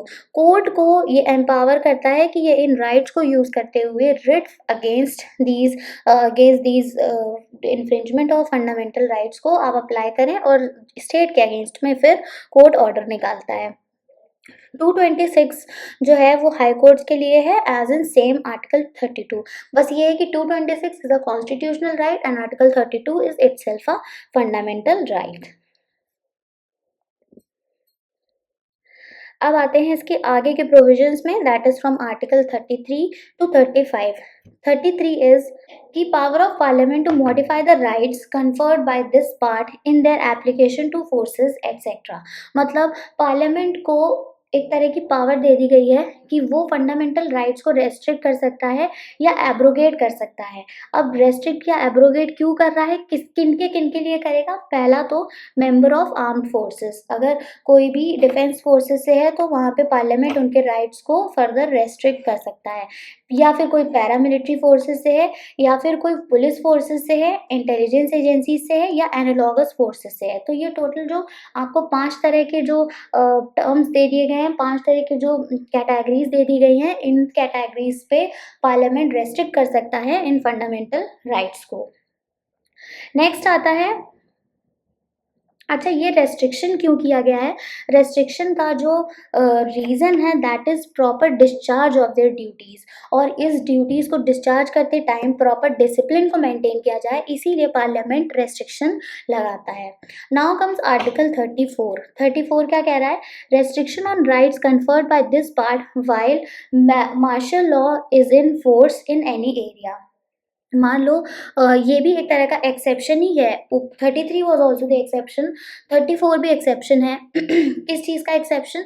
कि अगर मान लो किसी एरिया में मार्शल लॉ लग रहा है, मार्शल लॉ का अगर इम्पोजिशन हो जाता है तो वहाँ पे पार्लियामेंट को पावर दी जाती है कि आप कुछ लॉज को पास कर सकते हो, और वो जो लॉज होंगे दैट मस्ट इंडेमनिफाई इंडिविजुअल्स, और उनके एक्शंस को वैलिडेट किया जाएगा। रीज़न क्या होगा? फॉर मेंटेनिंग और restoring order in the areas where martial law is enforced.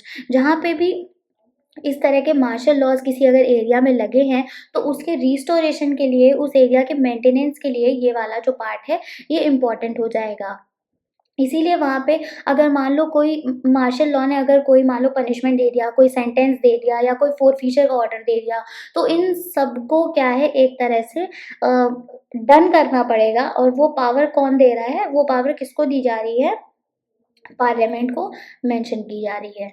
Now comes article 35। Article 35 क्या कहता है? Legislation to give effect to the provisions of this part. मतलब पार्लियामेंट को ये वाला जो आर्टिकल 35 प्रोविजन है, ये पार्लियामेंट को पावर दे रहा है कि वो कुछ सर्टेन मैटर्स पे specifically mention under article 16 sub clause 3, article 32 sub clause 3, article 33 and 34, in 4 articles पे वो लॉज बना सकता है रिगार्डिंग सर्टेन मैटर्स। तो ये आर्टिकल 35 पार्लियामेंट को ही पावर दे रहा है, यानी कि जो आपका ये आर्टिकल 35 है ये पार्लियामेंट को पावर दे रहा है और स्टेट लेजिस्लेचर को पावर नहीं दे रहा है। मतलब it is giving the power only to the parliament कि वो आर्टिकल 16 का क्लॉज 3 और आर्टिकल 32 का क्लॉज 3, आर्टिकल 33 एंड 34 के अगेंस्ट में कोई भी लॉ बना सकता है regarding certain matter. So now comes कि जो फंडामेंटल राइट्स हैं those are under 2 heads. First is positive and next second is negative. Positive कैसे? पॉजिटिव इन द सेंस कि जो ये राइट्स हैं ये एक तरह से आपको कुछ राइट दे रहा है। ऐसे फंडामेंटल राइट्स जो स्टार्ट होते हैं राइट टू, जहाँ पे भी आ जाएगा राइट टू, अगर राइट टू आ रहा है तो यानी that is a positive right, वो आपको किसी चीज़ के लिए राइट प्रोवाइड कर रहा है, जैसे right to education, right to equal opportunities, special privilege to weaker sections. तो ये हो गया पॉजिटिव राइट, एक तरह से अफर्मेटिव है, पॉजिटिव सेंस में है। नेगेटिव राइट्स क्या होता है, ऐसे राइट्स जो जो स्टेट को रिफ्रेन करते हैं कुछ एक्शंस लेने के, कुछ एक्ट करने के लिए, या इंटरफेयर करने के लिए, या किसी भी चीज़ से उसको रोकने के लिए। जैसे कि पॉइंट्स आ जाएगा, आपके नेगेटिव टर्म में पॉइंट्स आएगा, जैसे कि रिफ्रेन करने में, जैसे right to equality, right to freedom of speech, मतलब जहाँ पे जो स्टेट है वो फर्दर हिंड्रेंस नहीं क्रिएट कर सकता कि लोगों को अपना लाइफ कैसे जीना है, लोगों को अपनी चीज़ें कैसे करनी है उसमें। तो ये एक थोड़ा नेगेटिव सेंस चला जाएगा, क्योंकि प्रोहिबिट कर रहा है स्टेट को। और यहाँ पे पॉजिटिव राइट क्यों है, क्योंकि स्टेट जो है ये पॉजिटिव एक्शन ले रहा है टू फुलफिल सच राइट्स। तो देखा जाए फंडामेंटल राइट्स जो हैं ये दोनों तरह के राइट्स हैं, अ mix of negative and positive rights, और दोनों का ही जो सोल पर्पस है that is promote social justice and equality. Next आएगा हमारा significance of fundamental rights. Significance मतलब कि फंडामेंटल राइट्स कितना इंपॉर्टेंट है, क्यों नेसेसरी है किसी इंडिविजुअल की मटेरियल और मॉरल प्रोटेक्शन के लिए।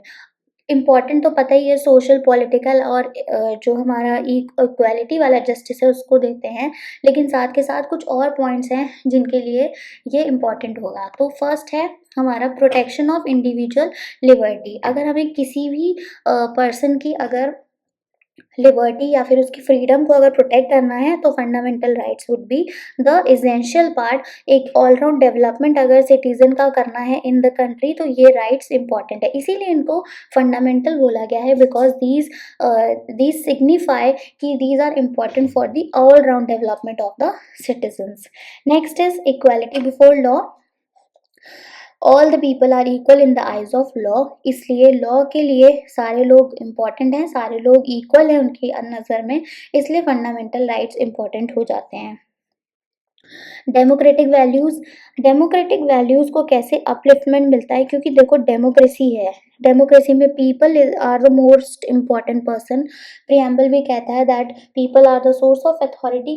तो डेमोक्रेटिक वैल्यूज को प्रोटेक्ट करने के लिए लोगों का जो एक पार्टिसिपेशन है इस चीज़ में, उसको प्रोटेक्शन देने के लिए ज़रूरी है फंडामेंटल राइट्स, तो हमें उनको राइट्स देना तो कंपलसरी है। तो उन्हीं राइट्स से डेमोक्रेटिक वैल्यूज़ को हम प्रोटेक्ट करते हैं, डेमोक्रेसी को लेके चलते हैं। नेक्स्ट है rule of law. Fundamental rights rule of law establish करते हैं, all citizens are equal under the law. और जितने भी इक्वल राइट्स है, जैसे फ्रीडम ऑफ रिलीजन हो गया, एसोसिएशन हो गया, मूवमेंट हो गया, या किसी भी पर्सन को डिप्राइव नहीं कर सकते उसकी लाइफ से, लिबर्टी से। तो ये सारी चीज़ें इंपॉर्टेंट है। तो रूल ऑफ लॉ जो है that is law is the supreme, तो ये फंडामेंटल राइट भी इसी चीज़ को लेके चलता है और बोलता है कि that it is an integral part. Rule of law तो it becomes the very crucial part of the Indian constitution. तो रूल ऑफ लॉ चार यूनिवर्सल प्रिंसिपल्स पे चलता है, जैसे accountability, just law, open government and accessible and impartial justice. तो इसी चीज़ को यहाँ पे भी जो हमारा फंडामेंटल राइट्स है वो भी यहाँ ये रूल ऑफ लॉ को प्रोटेक्शन की ही, रूल ऑफ लॉ के ही प्रिंसिपल्स को फॉलो अप करने की बात करेगा। Next comes judicial enforcement. Judicial enforcement क्यों इम्पोर्टेंट है, क्योंकि कहीं पे भी अगर कह सकते हैं, अगर मान लो कुछ भी कहीं पे आर्बिट्रेरीनेस होती है, या कहीं पे भी जुडिशरी का काम होता है कहीं पे इंटरप्रेट करने का, या अगर किसी के फंडामेंटल राइट्स इन्फ्रिंज हो गए हैं तो उसको किस तरह से कोर्ट में ले जाया जा सकता है, कोर्ट में ले जाके उसको एनफोर्स कराया जा सकता है, तो जुडिशरी का एक बहुत इंपॉर्टेंट रोल है। तो वो फंडामेंटल राइट्स के थ्रू भी हमें देखने को मिलता है। हम सोशल, पॉलिटिकल, इकोनॉमिक हर तरह का जस्टिस प्रोवाइड करते हैं through fundamental rights. Social justice ज़्यादा इंपॉर्टेंट इसलिए है क्योंकि सोसाइटी में ही सब रह रहे होते हैं, एक सोसाइटी में ही लोगों की जो सोसाइटी में ही जो ये सारे राइट्स हैं इनको प्रोवाइड करके जो अपलिफ्टमेंट, जो डेवलपमेंट हम देखते हैं, those comes under the social justice. State को इंश्योर करना होगा that this social justice is being achieved by giving these fundamental rights and guaranteeing these under the well of the constitution. Human dignity, because क्योंकि liberal democracy के लिए ये ज़रूरी है, this is the corner stone of liberal democracy. तो important है humans की भी डिग्निटी बनी रहे। बहुत सारे ऐसे आर्टिकल, जैसे एग्जांपल ले लो, राइट अगेंस्ट एक्सप्लॉयटेशन, तो ह्यूमंस की डिग्निटी को प्रोटेक्ट करने के लिए भी फंडामेंटल राइट्स हैं। वैसे तो ओवरऑल जो राइट्स हैं वो ह्यूमन डिग्निटी को प्रोटेक्ट करते हैं, बट स्पेसिफिक भी कुछ हैं जो इस चीज़ पे इस फोकस करेंगे।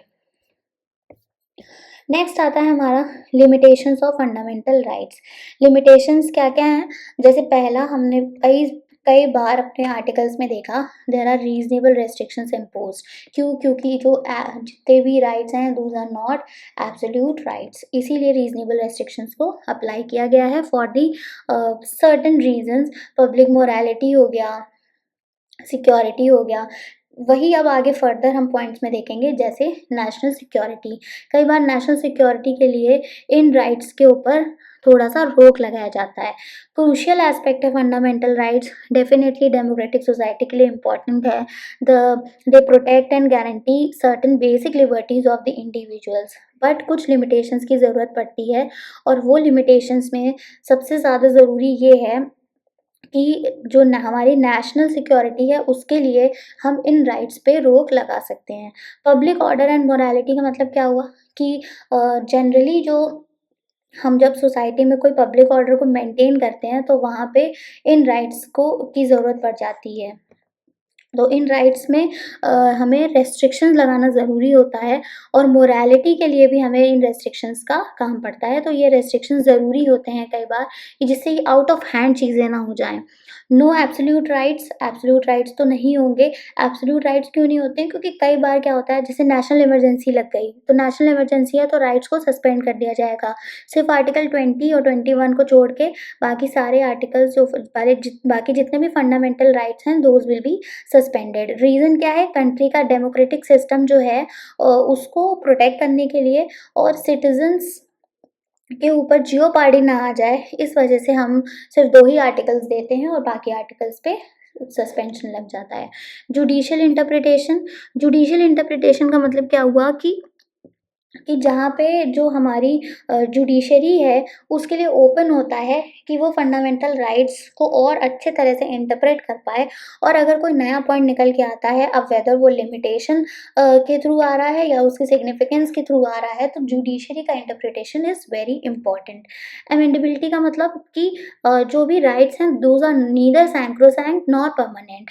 जो पार्लियामेंट है उसके पास लिमिटेड, उसको वो लिमिट भी कर सकती है और फंडामेंटल राइट्स को एक्सटेंड भी कर सकती है, कीपिंग इन माइंड कि बस उसका जो बेसिक स्ट्रक्चर है वो इन्फ्रिंज ना हो। तो अमेंड किसके अंदर कर सकते हैं? आर्टिकल 368 के अंदर।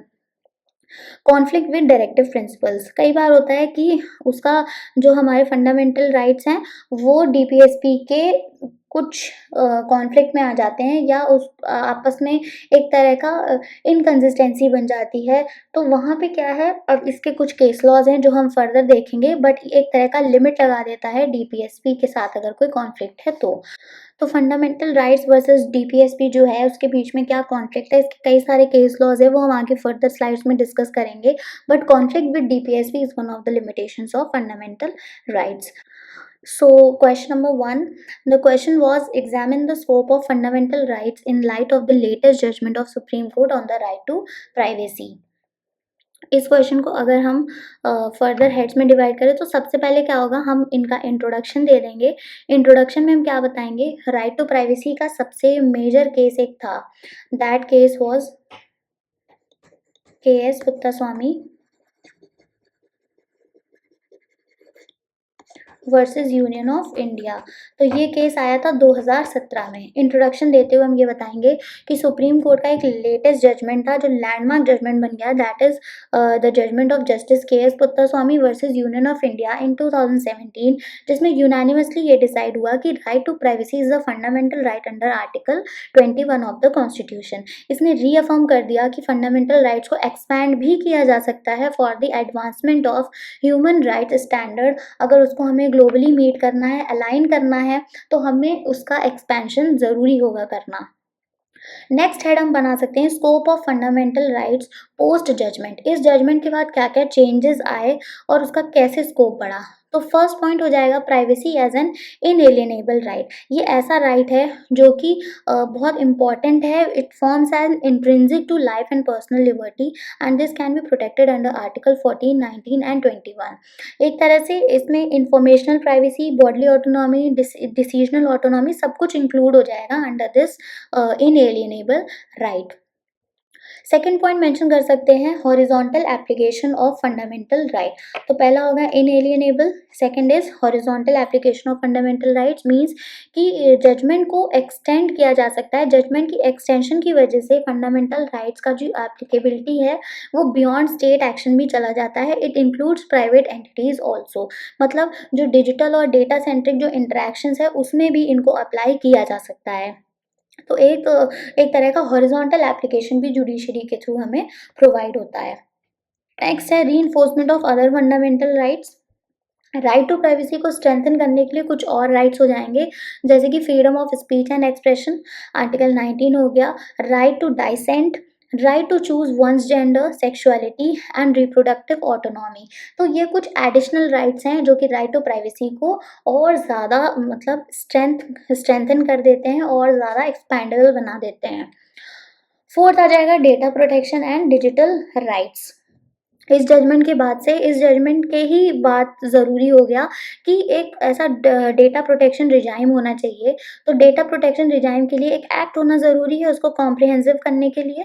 तो गवर्नमेंट को प्रमोट किया गया that digital personal data protection act which we say DPDP act 2023 में इसको लेके आया गया for the protection of digital rights और इंडिविजुअल की प्राइवेसी को सेफगार्ड किया जा सके through the data protection by protecting the data in this digital age। Last इसमें पॉइंट बन जाएगा reasonable restriction and state interest. Court acknowledge करती है कि right to privacy is not absolute और उसको कई बार रेस्ट्रिक्ट भी किया जा सकता है। और इस रेस्ट्रिक्शन का इम्पॉर्टेंट क्यों होगा, कई बार लीगैलिटी होती है, कई बार नेसेसिटी होती है और कई बार प्रोपोर्शनैलिटी को भी सेटिस्फाई करने के लिए state needs to employ some kind of reasonable restriction on this right। Next is significance in contemporary context. Significance बताना है तो कैसे बताओगे, क्योंकि अब देखो सिग्निफिकेंस बताने के लिए करंट, क्योंकि कंटेम्प्रेरी कंटेक्स्ट में बात कर रहे हैं तो करंट चीज़ें बतानी पड़ेंगी। तो आप बता सकते हो, इसका एग्जाम्पल सबसे बड़ा एग्जाम्पल हो जाएगा आपका आधार।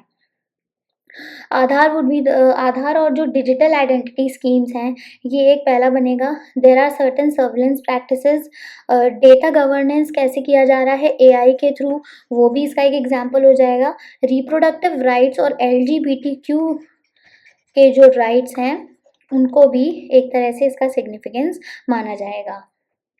तो यहाँ पे इम्पॉर्टेंट हो जाएगा। और एक केस पहले आया था एमपी शर्मा और Khadak Singh. MP Sharma was in 1954, Khadak Singh was in 1962। तो ये जो केएस पुत्तास्वामी वाला जो केस है इसने इन दोनों केसेस को ओवर रूल कर दिया था और इनके जो जजमेंट्स है those judgments were denying the privacy as fundamental right. और केएस पुत्तास्वामी वाला जो केस है उसने क्या किया था, उसने इस फंडामेंटल जो आपका राइट टू प्राइवेसी है उसको आपके फंडामेंटल राइट में इंक्लूड किया था। लास्ट में आप मेंशन कर दोगे कंक्लूजन। कंक्लूजन में वही सेम चीज़ कि ये जो जजमेंट है इसने काफ़ी ब्रॉडन किया है फंडामेंटल राइट्स। इसने स्पेसिफिकली फोकस किया इंडिविजुअल की ऑटोनॉमी और डिग्निटी को फॉर द कोर ऑफ उसको जो कोर है कॉन्स्टिट्यूशनल वैल्यूज़ का उसको मेंटेन करने के लिए। और जो अभी रैपिड टेक्नोलॉजिकल चेंजेस चल रहे हैं तो इस टेक्नोलॉजिकल चेंज में एक लीगल फ्रेमवर्क प्रोवाइड करना to maintain the state interest and personal freedoms के लिए ये वाला जो केस लॉ था और ये वाला जो इस केस लॉ से निकल के जो हमारा राइट टू प्राइवेसी का जो एक आर्टिकल आया है, जो एक फ्रीडम आई है, उसको एक रीइंफोर्समेंट देने के लिए बहुत ज़रूरी ये पार्ट आया था। सो ये हमारा आंसर फॉर्म कर लेगा। नेक्स्ट आता है question number 2, that is what do you understand by concept of freedom of speech and expression? Does it cover hate speech also? Why do films in India stand on a slightly different plane from other forms of expression?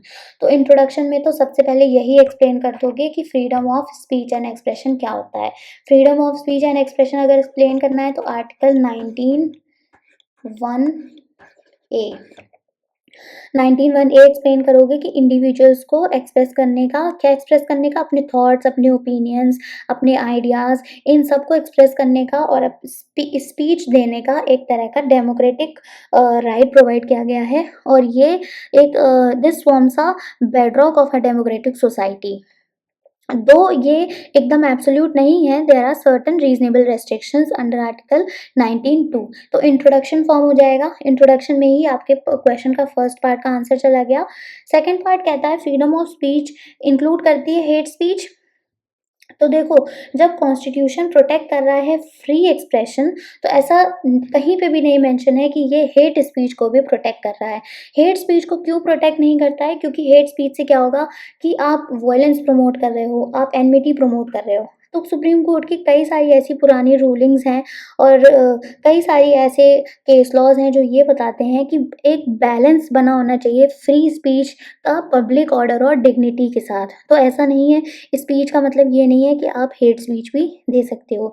Hate speech अगर आ जाएगी freedom of speech and expression में, तो उसके ऊपर reasonable restrictions लग जाएंगे।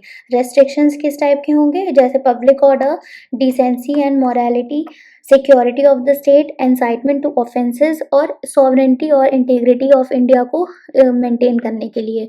तो hate speech is not maintained, और इसको पीनल प्रोविजंस के अंदर भी, क्योंकि इसको ऑफेंस माना गया है, तो पीनल प्रोविजंस के अंदर भी ये सर्टेन सेक्शंस में ऑफेंसिव हो जाएगा और लाइबल हो जाएगा वो पर्सन जो हेट स्पीच दे रहा है। सेकेंड पार्ट का आंसर आपका freedom of speech and hate speech में कवर होगा in this second point. Third point आता है reason why film stand on different plane.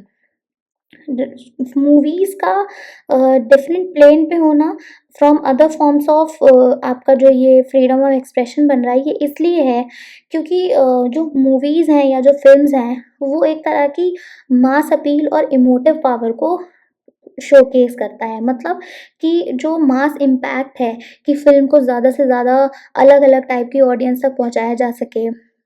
ज़्यादा से ज़्यादा लिटरेसी और जो सोशियो इकोनॉमिक बैरियर्स हैं उनको कट करके आगे फर्दर इसको और ज़्यादा इसकी आउटरीच बनाई जा सके, इसलिए ज़रूरी होता है। विजुअल एंड इमोशनल इन्फ्लुएंस भी बहुत ज़्यादा होता है क्योंकि ऑडियो भी है, वीडियो भी है। तो there is a audio visual media जिसका जो मीडियम है इसका स्ट्रॉन्गर साइकोलॉजिकल इम्पैक्ट होता है। अगर देखा जाए, आपने पहले भी सुना होगा कि अगर कुछ लिखते हैं तो या फिर कुछ बोलते हैं तो उससे ज़्यादा इम्पैक्ट पड़ेगा, उससे ज़्यादा आपको याद रहेगा अगर आप उस चीज़ को सुनते हैं और देखते हैं। तो audio visual medium is having the stronger influence. Third point है कि अगर ग्रेटर पोटेंशियल फॉर मिसयूज़, अगर मान लो कि बहुत ज़्यादा वाइड स्प्रेड अपील है, फिल्म्स का बहुत ज़्यादा ग्रेट पोटेंशियल है, तो वहाँ पे पब्लिक ऑर्डर डिस्टर्ब भी किया जा सकता है, किसी भी कल्चर को ऑफेंड भी किया जा सकता है, किसी के रिलीजियस सेंटिमेंट्स को भी आप डिस्टर्ब कर सकते हो, उसको आप हर्ट कर सकते हो। इन्हीं फैक्टर्स की वजह से सुप्रीम कोर्ट का एक केस आया था, K A Abbas versus union of India, that was in 1970। K A Abbas versus union of India in 1970, इसी ने लेके आया था there is the word called pre censorship. Pre censorship का मतलब क्या हुआ कि फिल्म आने के पहले जो मूवी है या जो जो भी सिनेमा है उसका रेगुलेटरी ओवरसाइट होना ज़रूरी है, और उसके ऊपर ये चेक लगाना ज़रूरी है कि वो बाकी सारे जो भी हमारे अदर फॉर्म्स ऑफ एक्सप्रेशन हैं उसको कहीं न कहीं इन्फ्रिंज ना करे। तो हमारा जो जो फिल्म्स इन इंडिया है those are governed by cinematograph act 1952, और ये जो एक बोर्ड है जिसको हम कहते हैं कि CBFC board, CB FC board यानी कि central board of film certification, ये इंश्योर करता है कि पब्लिक डिसेंसी और ऑर्डर मेंटेन रहे। जैसे देखा होगा मूवीज़ कुछ स्टार्ट होती हैं, तो मूवीज़ जब स्टार्ट हो रही होती हैं तो वहाँ लिख के आ जाता है that it is an adult film, 18+ के ऊपर ही है, बच्चों को देखना अलाउड नहीं है। इवन हॉल्स में भी बच्चों का जाना अलाउड फिर नहीं होता है अगर कुछ ऐसा मूवी में है जो कि बच्चों के लिए फिट नहीं है। तो ये सब कौन करता है? ये सब रेगुलेट करने का काम करेगा सीबीएफसी। केस लॉज में यही के ए अब्बास वाला केस आप मेंशन कर सकते हैं कि why films doesn't stand on the different plane, या why it stands on the different plane. Last आ जाएगा आपका कंक्लूजन। कंक्लूजन में आप ये बताओगे, दो freedom of speech and expression provide किया गया है which is a corner stone of democracy, but कुछ ड्यूटीज़ और रिस्पॉन्सिबिलिटीज़ भी साथ में दी गई हैं। हेट स्पीच क्योंकि पब्लिक हार्मनी को ख़राब कर देता है, पब्लिक हार्मनी डिस्टर्ब कर देता है, that is why it is not protected under the article 19(1)(a) that is freedom of speech and expression. जो फिल्म्स हैं इनका एक अपना नेचर और इन्फ्लुएंस है, और इसी वजह से ज़रूरी है कि इसका लीगल और मॉरल फ्रेमवर्क हो जहाँ पे आप फ्री एक्सप्रेशन तो दे सकें, साथ के साथ जो न्यूसेंस या फिर जो कुछ भी क्रिएट हो रहा है उस फिल्म से उसको आप प्रॉपर रेगुलेट कर सकें। तो बैलेंस होना ज़रूरी है, दैट्स इट। तो यहाँ से आपको आइडिया भी लग रहा है कि क्वेश्चन को आंसर कैसे करना है और आंसर लिखना कैसे है। So this was all about the fundamental rights, that is part 3 of the constitution. In the next part we'll discuss about the DPSP, the other part that is part 4 of the constitution. If you like the video, kindly move on with other videos and keep on covering your syllabus and your preparation for the UPSC. Thank you so much. Thank you for watching. See you in the next video.